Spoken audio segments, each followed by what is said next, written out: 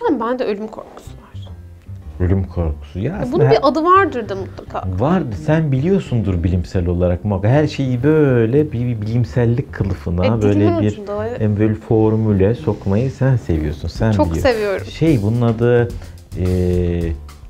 nekrofobi. Nekrofobi değil mi? Öyle değil mi? Evet. Nekrofobi, nekropolis. Ne nekropolis? Ölülerin gömüldüğü eski Roma'da o mezarlık gibi yere nekropolis deniyor. Ve bu da nekrofobidir yani. Ölümün peki... Şimdi rahatlattı mı seni?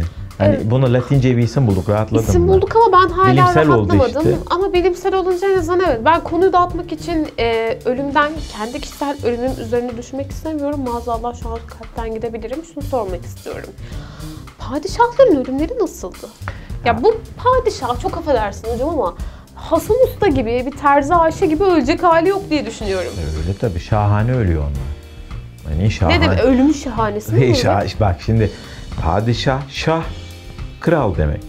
Şahane, majestelerine yakışır demek. Ölümün de şahanesi olur mu? Vallahi oluyor. Hani ölüm anında olur mu bilmem. Terzi Hasan Usta'yla cihan hükümdarının ölmesi. Bak ölüm komünisttir yani. Hani eşittir. Herkes aynı. Herkes ölür bir kere. Şimdi bundan kimse kaçamazsın. Ama oradaki töreni, ritüeli bilmem nesi vesairesi işte o zaman o şahane olur. Yani majestelerine yakışır biçimde. Bir garip insan ölür. 3 kişi 5 kişi cenazesine katılır. Bir de koskoca Cihan Sultanı ölür. İkisi de ölür. Bak bu eşit bir şey diyemem. Ama şimdi Burjuva sınıfına girmeden şunu sormak istiyorum. Burjuva değil bu, aristokrasi. Daha da bir şey. Olabilir hocam. Şu merak ettiğim nokta aslında bu padişahların sıradan olmayan tarafları ne ya? Onlar da bizim gibi sıradan ölümde insanlar mi? Gibi helva kavurup yemiyorlar mı? Ya işte şöyle sıradan insanlardan farklı törenler oluyor. Olmaz mı? Bir de şöyle askeri düşün. tören gibi bir şey. Tabii evet aynen öyle. Bir de şöyle düşün Nisa. Hani nasıl bugün bile bir devlet başkanı öldü mü değil mi? Böyle bayrağı yarıya indiriyorlar. Hatta yabancı bir devlet başkanı öldü mü de diğer ülkelerde indirilir gibi. Şimdi bir Terzi Hasan Usta öldüğü zaman bayrağı yarıya indirmezler. Yani şimdi bak aralarında sosyal fark var. Varoluşsal bir fark yok. Ölümün fakiri de çekilmez. Yani nasıl çekilmez? Yani çekilmez yani. Biraz daha aristokrat cenazelere katılmak isterdim. Tabii siyah gözlüklerle falan. Tabii. Değil mi? Böyle onlar herkes Suni bir ağlama. Suni bir ağlama vesaire. Şimdi şöyle bir kere sarayda oturuyorsun, devletin başısın, bir kere çok düşmanın var. Çok düşmanın olduğu için kendini kollamak zorundasın değil mi? Sana suikast yapılabilir. Bu silahla olur. Zehirlenirsin. Rakiplerin seni tahttan indirir. Efendim mesela tahttan indirdikten sonra senin varlığın, vücudun tehlikeli olabilir ki bu Osmanlı tarihinde yaşandı. Bunlarla ilgili pek çok ölüm tabii ki sıradan olmayan ölüm. Mesela Osmanlı tarihlerine baktığın zaman 36 padişah içerisinde ömür olarak, Allah'ın verdiği ömür olarak en uzun Orhan Bey yaşamış. Kaç sene? 81 yaşında ölmüş. Şimdi bugünün şartlarında 81 yaş makul bir yaş. Ortalama. Ortalama ama eski dönemde öyle değil. Mesela Roma'da diyorlar ki 28 yaş çok ileri bir yaşta öldü falan gibi. Çünkü insan ömrü kısa. Ya hastalıktan ölüyorsun, ya savaş çıkıyor, ya şudur budur. İşte hangi hastalıklara kapılıyorlardı onu söyleyeceğim. Şimdi en uzun ömürlü olan Orhan Bey dedim ya, en kısası da 1. Ahmet. O da eceliyle ölmüş, 28 yaşında ölmüş. Bak.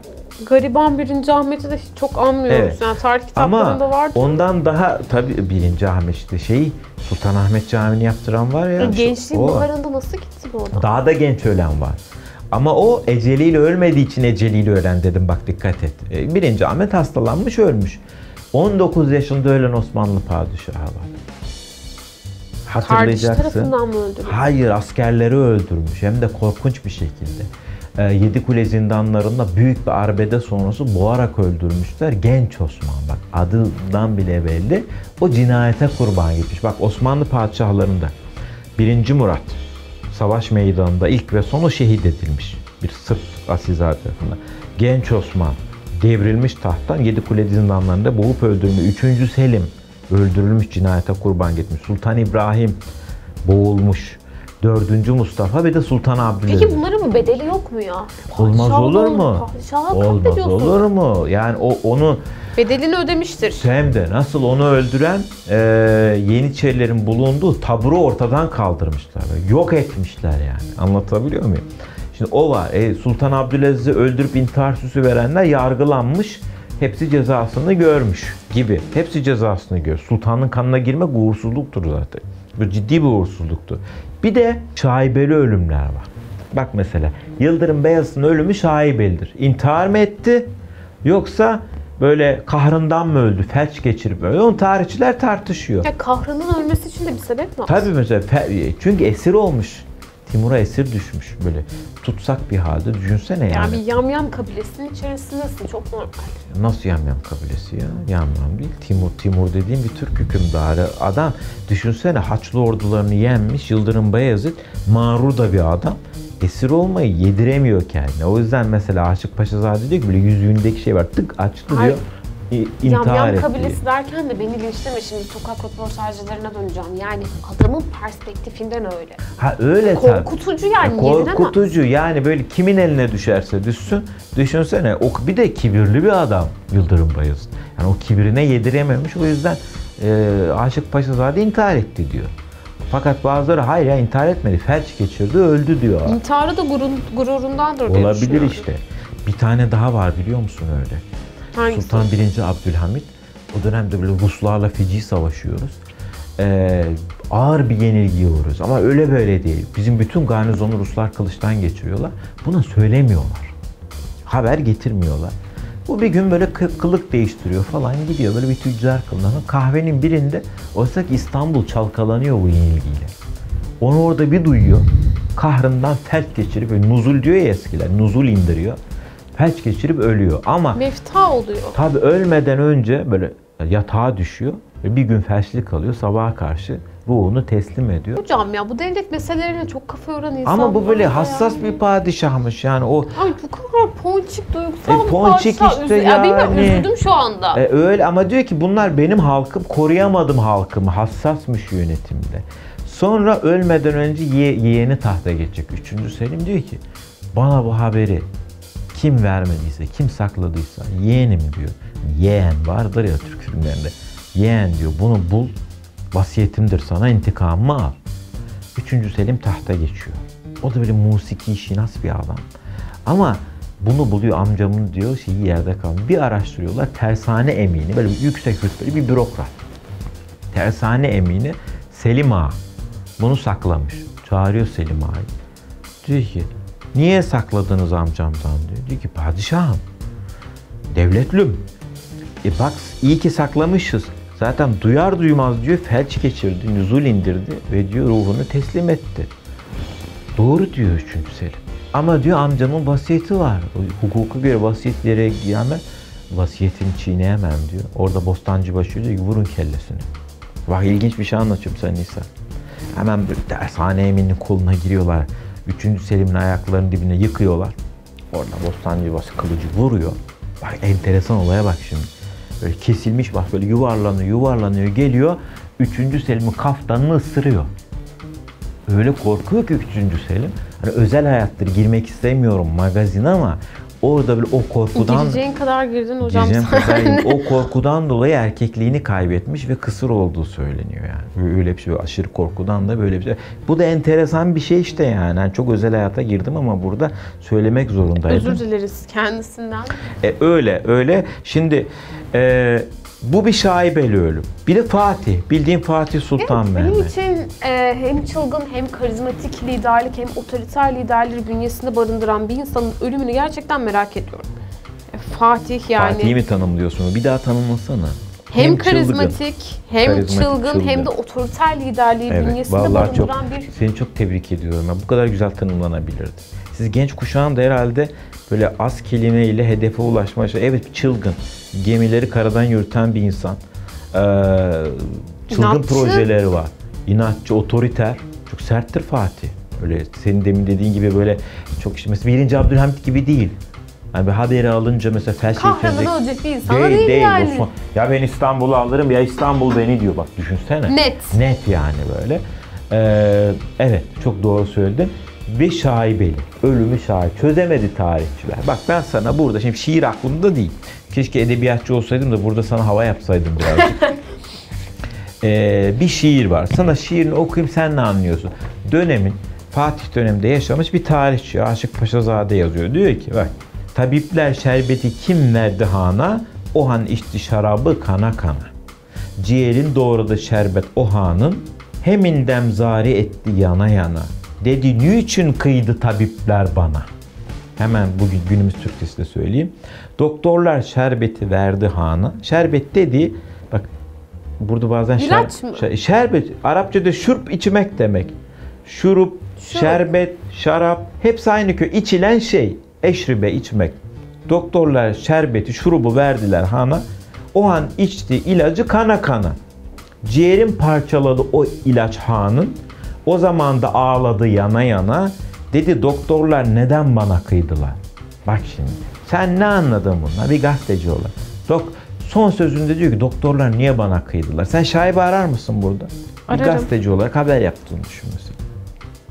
Doktorların bilinçli olarak Fatih'i öldürdüğünü düşünebilirim. Fakat şimdi buradan bütün tıpçılara da gönderme yapmak istemiyorum ama dönemin doktorları belki de özel olarak tutulmuş olabilir. Neden olmasın? Şüphelerin üzerine odaklandığı 2 doktor var. Tam haber yapılacak gibi değil mi? Kökenleri ne hocam? Birincisi Acem Lari. İranlı bir doktor. Padişahın özel doktoru. Acem Lari. Lari Çelebi Efendi. Şimdi Hünkar Çayırı'nda acıları artınca Hekim Lari Çelebi'yi çağırıyorlar. Bu İran kökenli. İlaç veriyor buna. İyileşeceğine daha da fena oluyor. Şimdi bak şüphe bir. Lari Çelebi Şehzade Beyazıt'la arası çok iyi. Babasıyla da Şehzade Beyazıt'ın arası iyi değil. Lari Çelebi ile bir düzenek içerisine girip babasını öldürttüğü söyleniyor. Günahları boynuna söyleniyor, rivayettir. Şehzade Bey 2. Bayezid olacak kişi. Sonra olmadı, Yakup Paşa'yı çağırıyorlar. Hekim Yakup Paşa'yı. Yakup Paşa 2. bir müdahalede bulunuyor. Daha da kötüleşiyor. Ondan sonra ruhunu teslim ediyor. Yakup Paşa kim? Iono Jakabo. Aslında Musevi kökenli Venediklilerle iş yapan iyi bir doktor ama Venediklilerle arası iyi. Musevilikten Müslümanlığa dönmüş, sonra Yakup Paşa olmuş birisi. Ve burası çok ilginç değerli gazeteci. Venedikliler onlarca kez Fatih'e suikast düzenlemiş ve bunlardan Fatih kurtulmuş. Ne görüyorsun şimdi sen burada? Gördüğüm tablo karşısında açıkçası net bir yorum yapabilmem. Yani günümüzü yorumlamıyoruz fakat 5N1K falan gibi. 5N1K'yı kesinlikle yorumlayamayacak kadar farklı bir konu. Gazeteci olarak sordum. Ben tarihçi olarak rivayetler anlatıyorum sana. Sen, rivayetten öte görüyorum. Yani gerçeklik güçlü mü boyutu görüyorsun? olduğunu, evet. Ya argümanlar tamamen yeterli diyemesem de dönemin şartlarında Venedik ve işte Osmanlı'yı ele aldığımız zaman oldukça güçlü. Ya, tabii ki bana da öyle geliyor. Özellikle Yakup Paşa meselesi çok böyle biraz alengirli bir mesele olarak geliyor. Hastalığın nedeni ne tam olarak? Ya Osmanlı padişahları genelde guttan ölürler. Gut nedir hocam? Gut eskilerde, tabii şimdi sen tıbbi adını daha iyi bilirsin de ya da bakarsın. Eskiler buna nikris diyorlar. Aşırı protein tüketmekten dolayı böyle bacak damarlarının tıkanması, bunun da bir tür kan zehirlenmesinden yol açan bir hastalık. Genelde Osmanlı padişahlarının ölüm nedeni budur. Tabii başka, niye çok protein tüketiyorlar merak ettim. Et yiyorlar ya. Bunlar Türk, ne yapacaklar sürekli? Biz bile mangal yapmaz mıyız böyle yani? En ufak bir tatilde herkes ağızların tadına düşkünler. Tabii o padişah. Çok farklı bir şey soracağım. Şahane bir sofraları var. Şahane. Majestelerine Fatih denilince benim aklıma böyle fit, sağlıklı bir insan böyle zihni canlanıyor. Şimdi, o gençliği mi daha öyle? Şimdi, tabii ki öyle. Şimdi Fatih'in son resmini sen gör. Çok aşırı kilo almış. Rengi benzisi olmuş. Niye hiç o fotoğraflar gözükmüyor? Var. Onlar var. O biz hani şeyin çizdiği, Bellini'nin çizdiği o en muazzam zamanını görüyoruz. Bu da var. 2. Mahmut ve Sultan Abdülmecid veremden ölmüşler mesela. O da var. Anlatabiliyor muyum? Yani mesela, dönem olarak dönemin çok çaresi yok. Ona evet bir şey söyleyemiyorum. Evet, aynen öyle. 19. yüzyıl işte Sultan Vahdettin kalp krizinden ölmüş gibi. Yani fark, ama ağırlıklı olarak gut hastalığından ölüyorlar. Bir de şu var, mesela Fatih Sultan Mehmet'in ölümü bir şaibe. Öldükten sonra İstanbul'un karışması iktidar şeylerinden. Askerlerin dükkanları yağmalaması, tam böyle bir kaos günleri de var.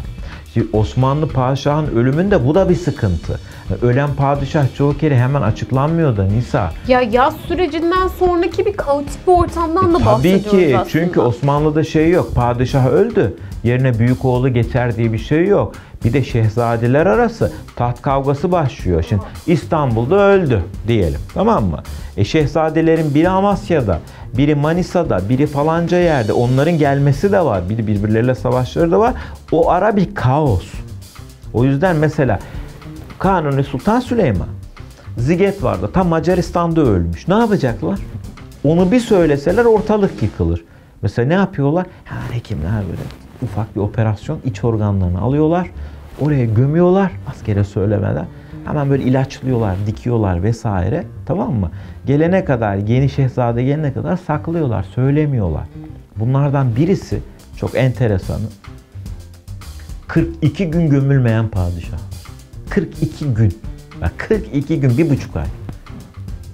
Yani kötü kokudan bir müzdarip olmamışlar mı gerçekten? Tabii, böyle tütsüler yakılıyor odada falan filan, ilaçlanıyor böyle. Mumyalanıyor mu Tabii peki? tahnit etme de bir tür tam mumyalama tam değil de. ama tahnit, mutlaka iç organlar çabuk çürür. Onlar hemen çıkarılıp onları gömülüyor. Neden ilaçlanıyor. peki? Ya şimdi düşünsene, Fetret devri vardı. Timur gelmiş. Evet. Yıldırım Beyazıt dedim ya demin. Yıldırım Beyazıt'ı esir almış. Yıldırım Beyazıt Timur elindeyken ölmüş. Sonra kardeşler birbirine gibi. Osmanlı 11 sene iç savaş yaşamış. Ondan sonra devleti kim toplamış? Çelebi Mehmet. Çelebi Mehmet devleti zar zor toplamış ve hastalanmış, öleceğini anlamış. Demiş ki aman ha, ölürsen Şehzade Murat gelmeden sakın ölümümü açıklamayın. Padişah öldü. Şehzadeye haber salındı. Şimdiki uçağa binip gelmiyorlar. Günler sürüyor en yakın yerden gelmek bile. Devlet adamları ne yapıyorlar Nisa? Saklıyorlar ama asker huylanıyor. Subaylar diyor ki padişah nerede? Epeydir görünmüyor. Cuma namazına falan da gitmiyor. Hani törenle cumaya gidiyor. Padişahımız hastadır. Ya bir gün geçti, 3 gün, 5 gün, 10 gün. Nerede bu padişah diyorlar. Bir de asker isyan edecek. En son diyorlar ki ya padişahı gösterin ya da diyorlar olay başka türlü yere gider. Hemen kriz masası toplanıyor. Ne yapalım, ne edelim? Padişahın bir doktoru var. Hekim Güruzan. Onun aklına bir fikir geliyor. Diyor ki padişahı askerlere gösterelim. Ya nasıl gösterelim? Abi öldü, yatıyor işte böyle. Ya gösterelim diyorlar. Yoksa diyorlar bu işin sonu kötü yere gidiyor. Ha, İsyan çıkacak asker. Ne yapıyorlar biliyor musun? Böyle tahtını bir odaya koyuyorlar. Odayı böyle az ışıklandırıyorlar. Böyle mumlarla falan. Askerleri alacaklar. Padişahın elbiselerini giydiriyorlar. Böyle kaftanı falan başına kabuğunu geçiriyorlar. Bayağı ölü padişah. Ha, ölü padişah, ölü Çelebi Mehmet. Oturtuyorlar. Padişah geldi. Padişah ölü böyle. Ne yapacaklar? Tam seçemiyorlar. Bir de Osmanlı'da böyle padişahın gözlerinin içine bakamaz gelen subay. Arkaya birini oturtuyorlar. Ellerini kaftanın içinden sokuyor. Padişahın ellerini o hareket ettiriyor. Bak bunlar yaşanmış. Hocam film değil bu. Farklı bir şeyden bahsedeceğim ama İslam dinine mensup olan, yine aynı konuya dönüyoruz ama orada da çok böyle doğru karşılanmayacak davranışlar. Buna İslam inancına göre meftah bekletilmez. Hemen en yakın zamanda gömülür. Yani hocaların, o dönemdeki İslam düşünürlerin tepkileri hiç olmadı mı? Bak şöyle bir şey var. Şimdi dini bir kural var. Şimdi bu hikayeyi bitirmedim. Unutturma, parantez açtım söylüyorum. İşin en heyecanlı yanını söyleyeceğim ama güzel bir parantez. Şimdi İslam uleması şöyle bakar. Eğer bütün kamunun, bütün İslam toplumunun huzuru, iyiliği söz konusuysa bazı noktalar görmezden gelinebilir. Esneklik biraz. Buna ruhsat denir. Yani nedir? Ruhsat. Mesela İslam dininde domuz yemek haramdır. Ama bir insan açlıktan ölecekse sadece ve sadece de önünde domuz eti varsa ölmeyecek kadar yer diyorlar. Bu niye? Bu ruhsat. O ana mahsus bir şeydir. Şimdi padişahın ölümünü açıklarsan, hayır efendim hemen gömeceğiz falan, bizde kural budur dersen, ortada çıkacak kaos binlerce kişinin ölümüne neden olacak. O yüzden o olağanüstü şartlarda buna ruhsat deniliyor, izin verilebiliyor. Parantezi kapatıyorum Nisa'cığım. Askerler geliyor. Böyle kapıdan içeri giriyorlar. O da loş. Böyle diyorlar padişahım, böyle tabii başını kaldıramıyorlar hafif böyle. İşte diyorlar sağlığınızı merak ettik, sizi görmek istedik falan. Arkadaki kuklacı padişahın elini kaldırıyor. Asker bakıyor ki el kaldırıyor. İkinci bir soruyu soracak. Belki sözlü cevap isteyecek. Hemen tiyatro yapılmış. ya da tiyatro demeyeyim, dramatizasyon yapılmış. Hekim Gürüzan içeri giriyor. Diyor ki ellerini dizlerine vurarak bağırmaya başlıyor. Diyor ki hey densizler, siz ne yaparsınız? Padişahımız hasta. Ben onu iyileştirmek için bizler ne kadar uğraşıyoruz. Sizler diyor padişahımızı rahatsız edip güçten düşürüyorsunuz. Ne yapıyor? Ortalığı bir velveleye veriyor. Askerler de utanıp mahcup bir şekilde çıkıyorlar. Sonra Şehzade Murat gelene kadar bu drama devam ettiriliyor. En sonunda padişahın ölümü açıklanıyor. Bakayım sen bunu sordun ya. Silsile halinde aklıma bir şey Çok geliyor. sevdiğimiz bir kavram. Çok teselsül, silsile. Çabuk gömmenin bir de bir zararı var. Sultan 1. Mahmut bir cuma günü kışın Aralık ayında, biliyorsun namaz vakitleri çok kısadır. Cuma namazına gidiyor. Dönüşte fenalaşıyor. Biliyorsun öğlen namazıyla İstanbul'da özellikle Aralık ayının ikindi namazı arası 2-2,5 saattir. Padişah ölüyor. Kalp krizi geçiyor, ölüyor. Hemen padişahı yıkıyorlar, kefenliyorlar, ikindi de gömüyorlar. Türbesi de hazır. Gömdüler. Olduğu gibi. Tamam, 3. Osman da tahta çıktı. Değil mi? Gece bir türbedar verilir padişahın türbesine. Türbeye bakan bakımı.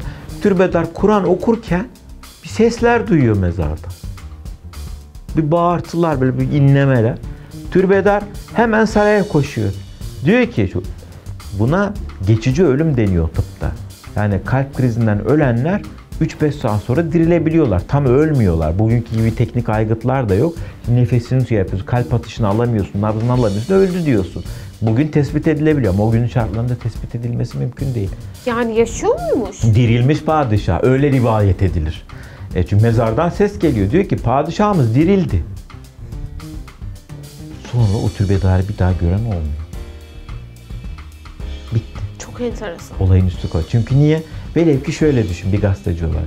Padişah kazmayı küreye aldılar, açtılar. Padişah dirilmiş. Kalbi tekrar atmış. Daha doğrusu zayıf atıyormuş. Attı. Peki padişah dirildi. Peki yeni padişah ne olur bu durumda? Elbette ki tahttan inmek zorunda kalırdı. O yüzden, bu da müthiş bir kaos değil mi? O yüzden ortada ne türbedarı gören var ne olayın üstüne gidilmiş. Olay öyle kapatılmış. Yani adama yeni bir kimlik mi verildi padişaha? Yo, bu orada kaldı öyle mezarın içinde.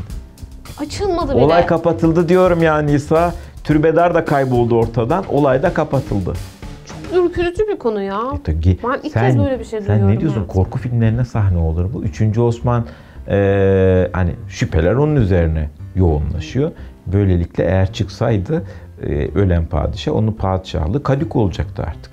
Değil mi? Yani yaşıyor çünkü. Biri ölmeden o padişah yenisi geçemez ya da fetva verecekler ki indirecekler. Peki hocam ben şunu merak ediyorum ya, böyle zihnimde böyle bir Fatih'in ölümünün ya da diğer padişahların ölümünün simülasyonu canlanıyor ama sana sormak istiyorum. Öldükten sonra nasıl bir tören var? Yani bu yaz süreci nasıl? Ferman mı yayınlanıyor? Halk bunu nasıl öğreniyor? Tabii. Hani vardır ya batılı şeylerde. Kral öldü, yaşasın kral diye. Şimdi yeni padişah tahta çıkmadan cenaze töreni başlatılmaz. Hani yeni padişah gelir, böylelikle onun hukuken öldüğü için padişahlığı biter, o dönemin hukukuna göre. Yeni padişah tahta geçince onun da önderliğinde başlar törenini. Burada en çok kime iş düşer? Hekimlere.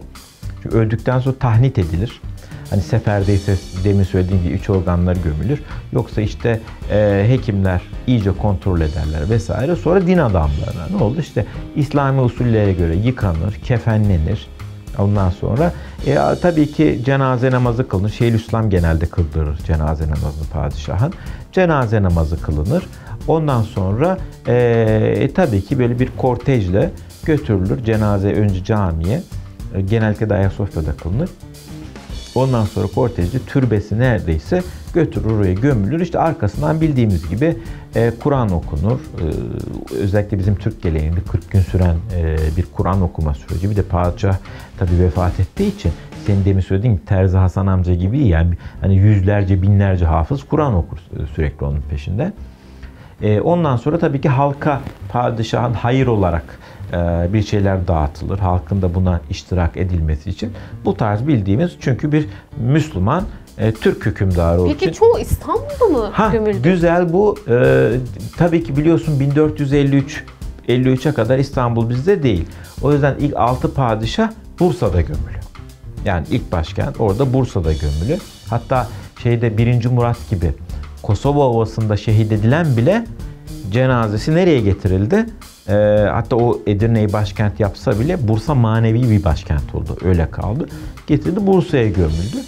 Geri kalan, ondan sonraki geri kalanlar tümü biri hariç İstanbul'da gömüldü. Bir kişi sadece Şam'da yatıyor. O da 6. Mehmet Vahdettin. Biliyorsun saltanat 1922 1 Kasım'ında kaldırılınca Sultan 6. Mehmet Vahdettin İtalya'ya gitmişti, Sanremo'ya.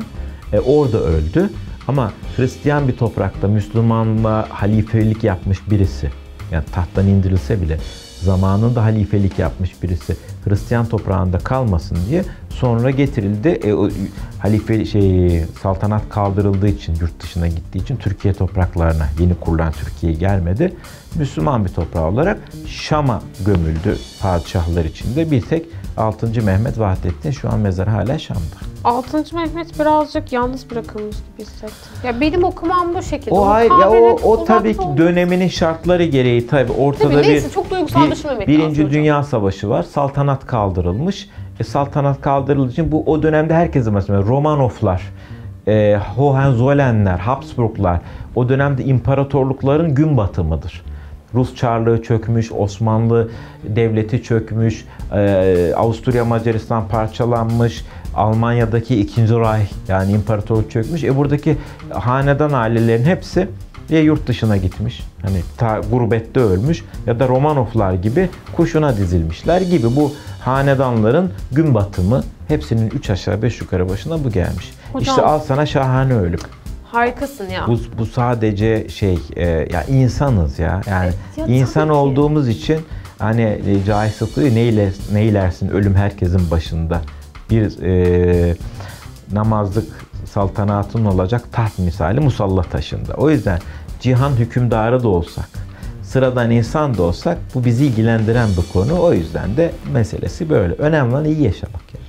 Teşekkür ederim hocam. Çok sağ ol, ben teşekkür ederim. Kendine iyi bak. Sen de çok iyi bak.